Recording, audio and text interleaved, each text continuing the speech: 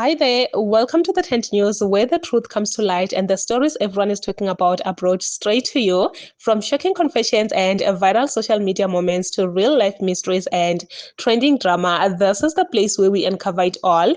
Now, please watch this video first, and I will be back with the rest of my commentary.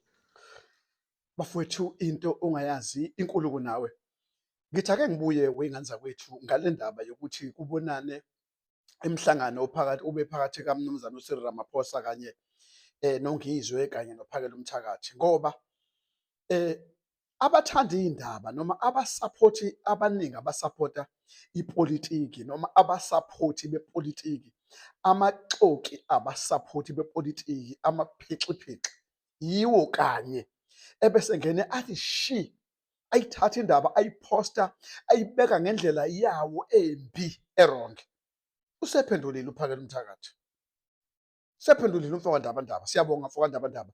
Usephendule kahle wacacisa ukuthi lalelani, imithingi ebekhona ubeyihambela nje, wabiza ukuthi uyambiza uMnumzane uCyril Ramaphosa, njengoba bengengishilo evidweni yami yokuqala ukuthi lalelani, lama-meeting lawa afike shesha. Kwathiwa indoda uthi uPhakela Umthakathi bengidlula esitandardini ngiphuthuma ngiyasamuye ngajika, wathi uyakufuna umongameli, wajika walapho kukhona khona umongameli, and ubile ne-meeting nomongameli, wasegcizelela futhi ukuthi kusasa njengoba kuwumhla ka-1 Insizwa Nobunsizwa Foundation uzobe esenza inkulumo yakhe esithangamini esechaza ngomhlangano abe nawo noPresident Cyril Ramaphosa. Wagcizelela futhi ukuthi yena umele abantu, yena uzochaza ngawo umhlangano, futhi yena umele abantu, futhi yena ngeke azathengwe ngemali. Uze wathi angeke yena alokhuze athengwe ngemali nje nakancane, aphinde ayothetha idlozi ebese edayise ngomzabalazo. Amazwi kaPhakela Umthakathi, umfowandabandaba, uwabeke namhlanje public lapha lapha bekuphela khona imashi. Kade uqale kwakhuluma uMangobese phambi kwakhe, uthe mase ekhulumile kwase kungena yena, kodwa useyigcizelile wayibeka udaba ukuthi cha, kwenzeke kanje, kodwa ngizobe ngisho ukuthi yini ebekukhulunywa ngayo kusasa ngomhla ka-1 Julayi. So-ke wey'ngane zakwethu anawabheka amaxoki abhizi afuna noma yini ukuthi ahlanganise into esuke ihlangene. Iningi liyabona ububende, uningi liyabona ubumbano. Kunabantu abangayifuni nje into enhle noma yinini. Ingakhohlwa-ke iy'ngane zakwethu, sihleze thina siyabuka, siyawabona ama-manipulators, siyababona amaxoki, siyababona abaxabanisi, siyababona futhi abathandi bokubi, siyababona. Sithule nje siyabuka ukuthi la khona amaphekela yikhuni, and amaphekela yikhuni amaningi kakhulu yilaba abasaphotha ama-political parties, nama-political parties abhizi nama-drugs, nama-political parties angenandaba nabantu base-South Africa. Into abayaziyo nje ukunkewuza, benkewuze, bevula imilomo, beyinwebe, besho zonke izinto, ebese be-exposa izinto ey'khulunywa ngazo ku-social media.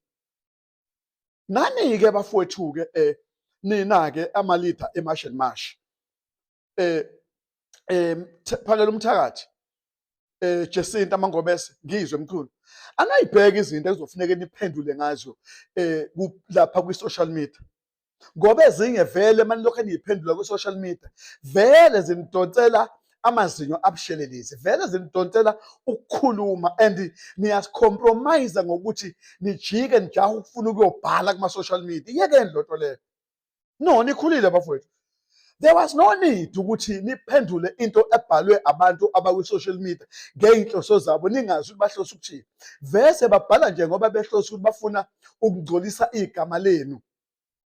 Vese obasi babo laba bama-political parties bayabakhokhela ukuthi benze ukungcola, bayabakhokhela ukuthi babheke nje ichashaza elincane. Into abayijahile ukuthi nixabane, kungabi bikho ukuzwana phakathi kwaJacinta, uMangobese, uNgizwe uphakela umthakathi.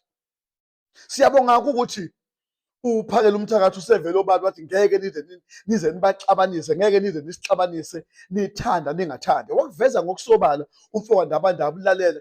uMangobese unkosikazi womuntu, angikhulumi naye njalo, ngikhuluma nomyeni wakhe isikhathi esiningi, angikhulumi naye njalo. Usekuvezile uphakela umthakathi kwakusobala ukuthi akakhulumi njalo nomfazi womuntu, ngoba uMangobese abantu bebekhohlwa ukuthi uMangobese ungunkosikazi ukaZuma, unkosikazi womuntu. Siyabonga phakela umthakathi ukuthi-ke uyiveze uyinabise lento ukuthi iqiniso nathi udaba, ngoba basizakele manje bavula imilomo la kuma-social media basho yonke into abayithandayo. And kubi ngoba kube ney'nkulumo la eniphendule khona, uphendulile uMangobese akuphendulile, of which I don't think bekufuneka akuphendule.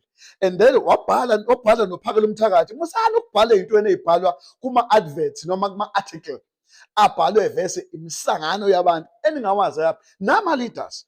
Ubhala loo nto leyo and then usudala lento ukuthi ibhebhetheke kakhulu. Ibukeni into ebhalwayo unithule nithi du, ebese-ke seningavela-ke public, excuse me, ebese ndasitshela ukuthi nanti udaba kwenzeka kanje kanje kanje, yabo. Ngoba sebelokho manje bebhala lezi y'nkulumo lezi ukuphendula kaMangobese ukuthi uMangobese ubekade engazi ngomhlangano ozoba khona, and baphendule futhi okubhalwe uphakela umthakathi, musana ukujaha niyobhala. Lalela nje nibuke ukuthi ubani uthini, ebese-ke ngiyothi mase ningena-ke bese nikhuluma.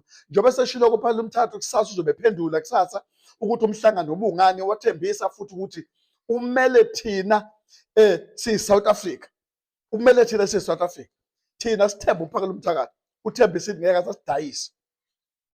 Okugcina wasena ufuyile unemfuyo yakhe, ngeke asadayisa umzabalazo. Kodwa amathuba umongameli uyambiza ngoba efoneliwe wathi uyakubiza umongameli, wajike ephuthuma walapha, then kwenzekile. So senifuna ukuyeza yonke lento mina ibe yimbiki ibukeke kabi, seniyabhala ungizwe lo phakathi umthakathi babhithaye uMangobese. That's stop it, stop that nonsense. Ayikho lento le mina ibhala, ngithanda ukukhuluma, angithanda ukukhuluma. Uzothi ungizwe uma esenithuka bese niyakhala, bese niyakhala ngoba niyakuthanda ukukhuluma, nifuna ukubhala yonke into.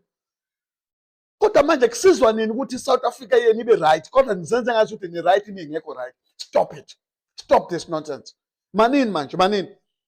Thina sifuna amadrama, sifuna thina into iqonde bafowethu ephambili. Stop it, idrama sifuni, stop it. Sifuna into enokuthula, sifuna yonke into ehloniphekile. This is why we have peaceful march. Thank you. So nilophakela umthakathi kusasa anichazele ukuthi umhlangano but kwakhe noCyril Ramaphosa, what was it for? Stop the lokho niphusha ama-agenda angekho. I hope kuzwakalile njalo. Niyangizwa ngithi? Guys, yes, this thing also did come to my mind. What if Uphakela Mthakathi Nongizwe didn't have bad intentions against Jacinta? I don't know, guys. But yes, it did come to my mind because I saw a video of Uphakela Mthakathi where he was actually addressing, saying that he's going to meet Jacinta and, such things. And now that this man is actually talking about this, it makes a lot of sense. Maybe it's true that they were just passing by and then they were called, so obviously they had to obey and went to meet the president. We really don't know. At this point, I feel like the whole internet is divided.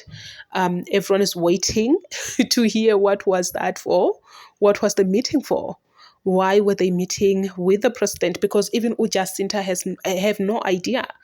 She was also asked and she said, I don't know anything, which it might happen that for sure they were just passing by and maybe the president saw them and then called them to have a short meeting. But anyway, since Uphakela Mthakathi said he will address this whole tender, let's just wait for him to come back and tell us what the meeting was about. But this man right here is actually sending this message to Uphakela Mthakathi, Ungizwe and Jacinta to say, please stop entertaining these social media posts, these social media blogs, and things that you see on social media. You are running up and down to respond to whatever that those people are saying. Stop it. Which, yes, I do stand with him. When when you are a public figure, you have to understand that not everyone is going to agree with you, and that's okay. There's nothing wrong with that. And you don't have to be on social media trying to make people understand you, trying to make people love you. You cannot do that. It's way much better for you to just move on with the life, which I also do understand. On the other hand, Uguti, yes, these public figures, remember, are also human beings. They are people just like us. They do have feelings just like us. They do get affected just like us.